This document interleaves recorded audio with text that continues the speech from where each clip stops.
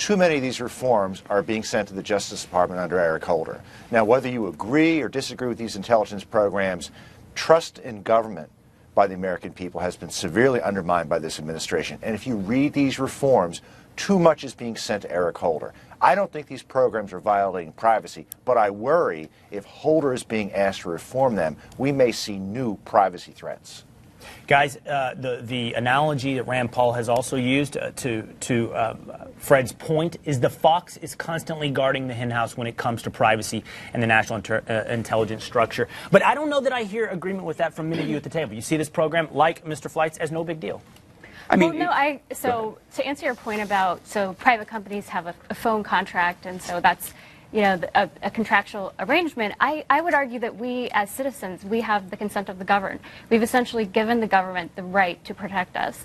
And what was revealed by Snowden, and let's be honest, this was an incredibly reactive move based on the Snowden disclosures. This was not happening. This was not in the works before Snowden went and behaved like a traitor. This is incredibly reactionary, and Snowden did not reveal any abuses. He just revealed tactics, which is dangerous. I agree. But where we ran into problems is that our, the director of national intelligence, James Clapper, said this wasn't happening in a very uncomfortable testimony in front of Congress, where he said, no, we're not doing this, and yeah, we are. So the fact that in a public forum, the government said that they weren't doing this, we find out through Snowden's revelations that, yes, in fact, they were, opened up Pandora's box. Now, we've had discussions on this panel many times about whether Snowden is a traitor or if he's a hero. And I think on the domestic side of things, we can say, yeah, you know what, the whistleblower stuff was probably beneficial. But on the international side of things, what he's revealed, that's where he becomes a traitor, because he's run into the sources and methods part of things, and he's diminished security for Kerry, the with all due respect, the idea that we've contracted with the government and we're consenting to them protecting our privacy is absolutely a limitless standard. I don't know that anybody in this country has contracted with the government to do anything and everything possible